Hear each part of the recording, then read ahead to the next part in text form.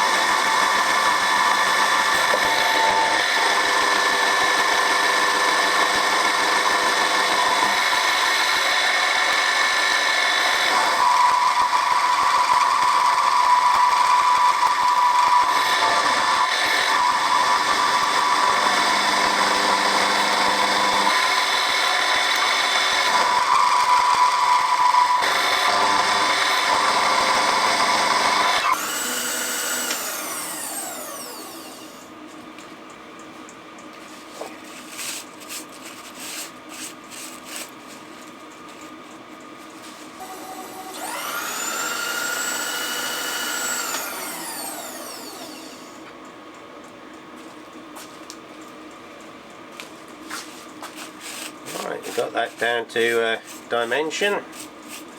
Just get that out, get that cleaned up.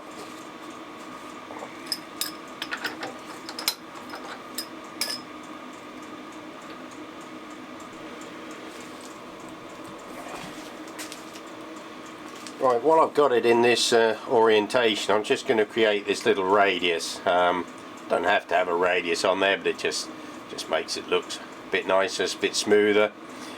Once I've created the radius there, I can then mill off this edge and this edge.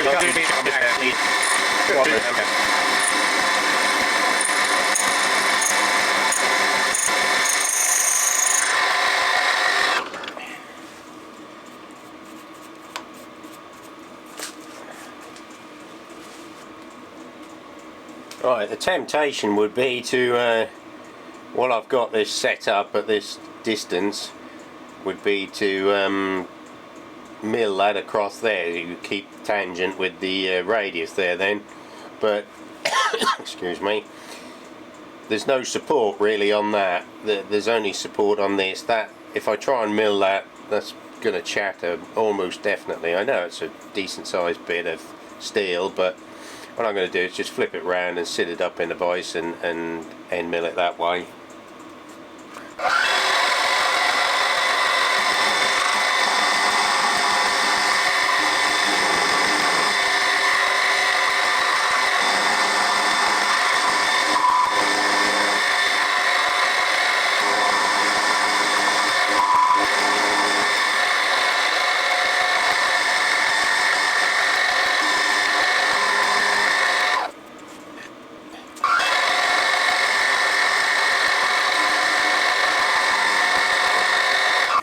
Let the cutter out a little bit because there's not going to be enough clearance because of the top of this shoulder. Or no, I think what I'll do, I think I'll leave the cutter in on this one and I'll put it in the end of the vise and do it that way, which is probably how I should have done the other side, but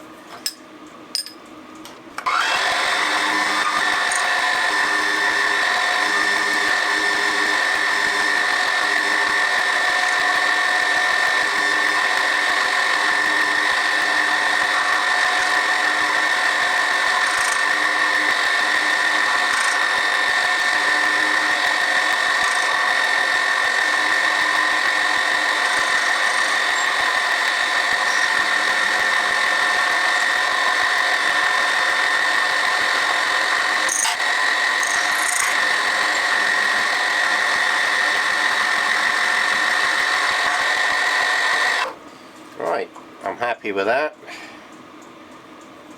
Nice little radius in there now. Just chamfer the edges, or deburr the edges, and I'm ready to start marking up for the insert. Right, I've cleaned it up a little bit now. I've got to find a way of setting up this angle. So it's a 60-degree angle. I've got to find a way of setting it up in the mill so that I can mill both of those 60-degree angles, hopefully without having to take it out and do the sides separately. So I'm going to give that a bit of thought, and then I'm going to come back and try and work out how I'm going to do it. I'm just going to mark it on the top here with a Sharpie marker to start with, and then I'll try and work out how I'm going to hold it. Right, that's the shape I've got to get on the end there. I've got to measure down to the top of the tool when the tool holder's in the lathe, so I'm going to have to measure this height because it's got to be exactly right, because there's no, well, I say that there's no up and down movement, or Z movement if you like. There's no Z movement up and down apart from shims on the bottom of the holder. So I'm going to have to get this machined off to height. I can get the angles done, but the height for the cutter is going to have to be exactly right from the base of the cross slide to the centre of the lathe.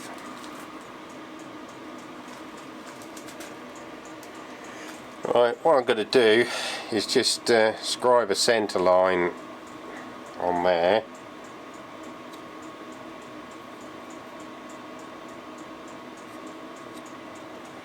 Right, it's a little centre line I've scribed on there. The reason for that is I don't know how to work out, I mean I'm sure there's some formula. Right, I scribed that line on the back, so that's the line I'm going to mill to, which will tell me when I'm halfway. I'm sure, I suppose if I did a bit of maths I could work out the depth from this point, but it's very tricky working out the depth from a corner, or rather touching off from a corner. If there's some method of touching off from the corner, then let me know. But anyway, I'm not going to do it on the depth. I'm going to do it down to my scribed line. Right, I've zeroed my y-axis and I've got to go back 15 millimeters. Right, let's make some chips.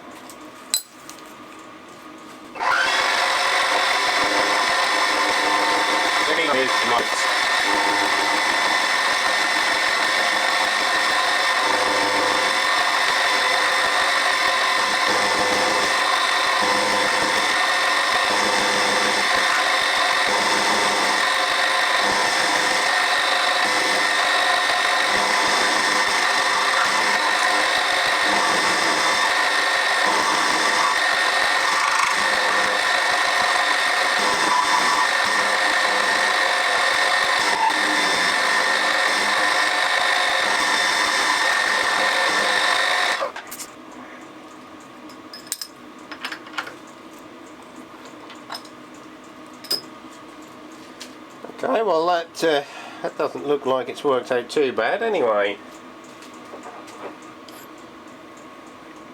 Right, that's down to my centre line, so when I machine this side now, I've just got to go down to this centre line.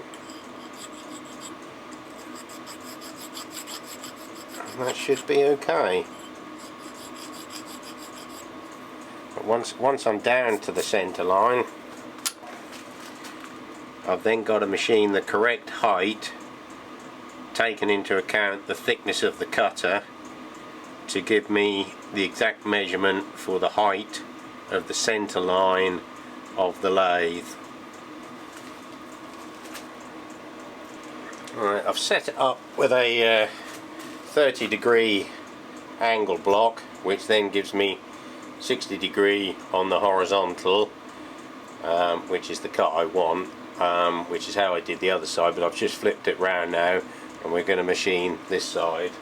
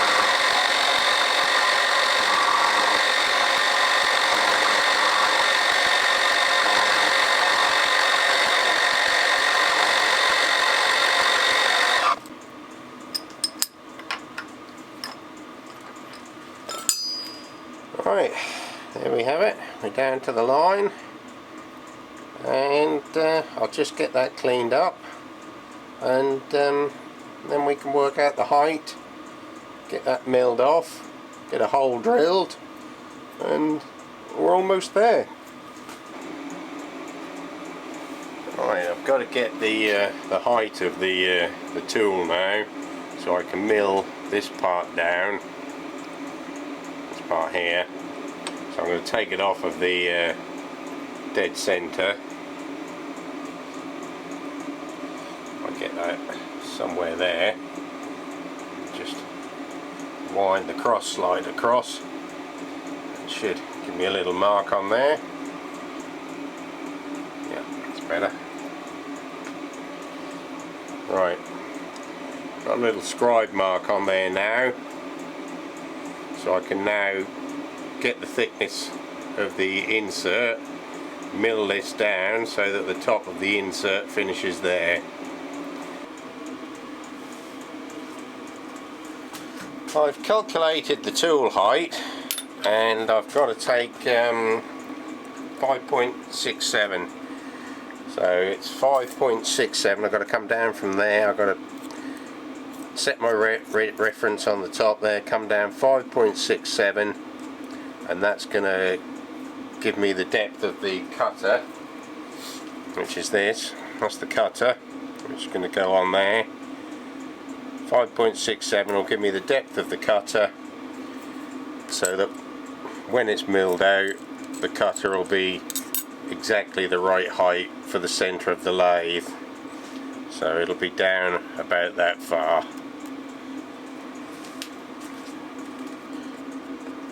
The reason I'm just bluing that up is because I want to mark the depth of cut that way as well.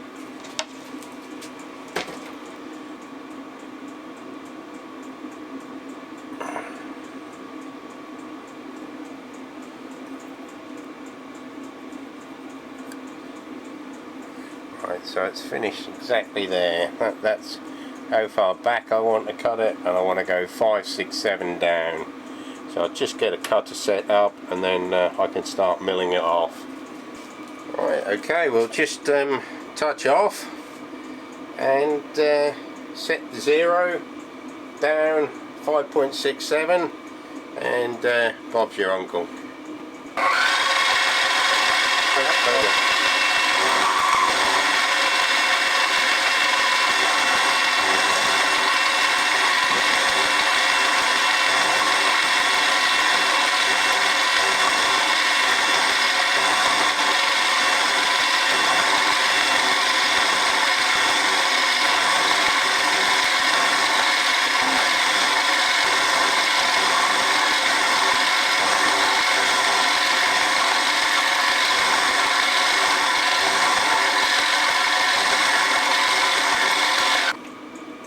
One more pass and I think we'll be there.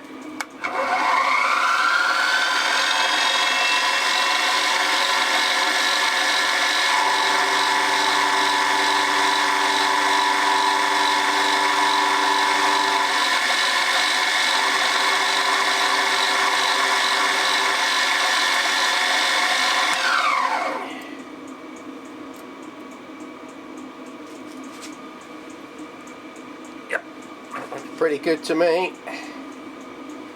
That looks pretty spot on. Right, just going to take that out and deburr it, and then I'm going to come back and I'll drill a hole in there and get that exactly where I want it.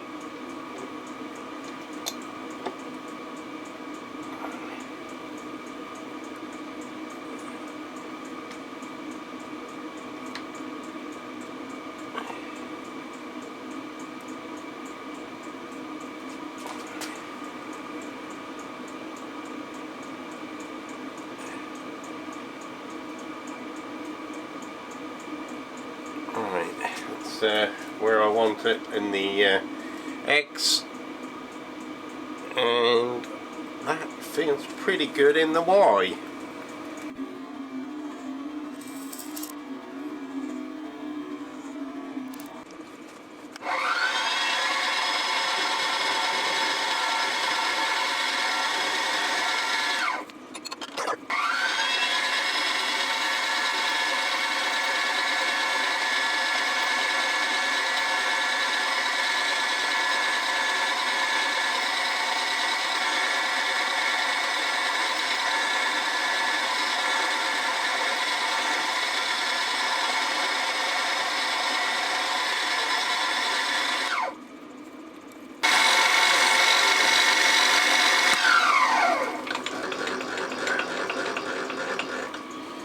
I've just put a little little chamfer on it just to help the tap get underway.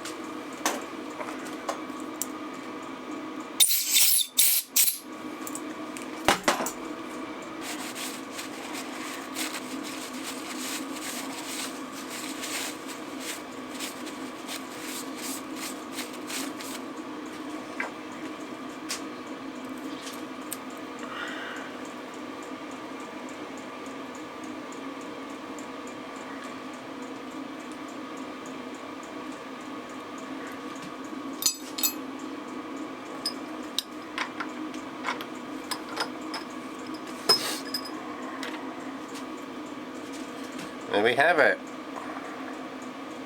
Right, I'm just going to clean it up and put some cold blue on it. So I'll probably bring you back just to show you the cold blue in.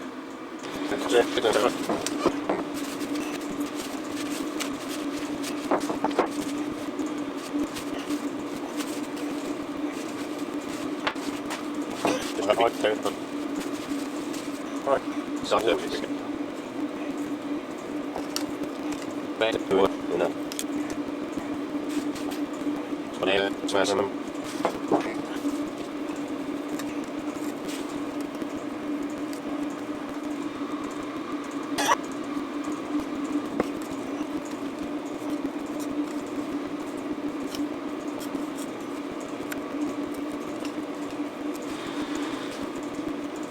rainbow.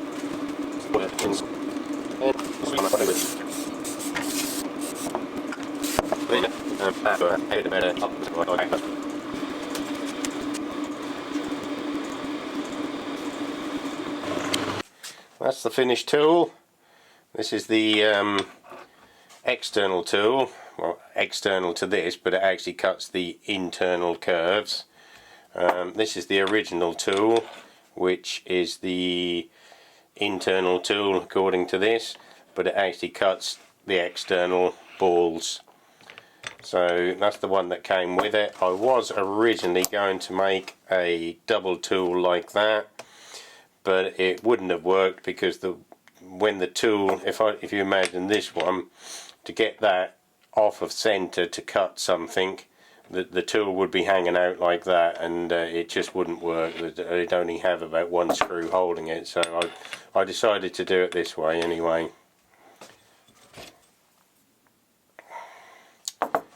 They're the two tools. Okay, hope you enjoyed the video, and if you did, hit the thumbs up. If you want to see more content like this, hit the subscribe, and thanks for watching, and I'll see you next time.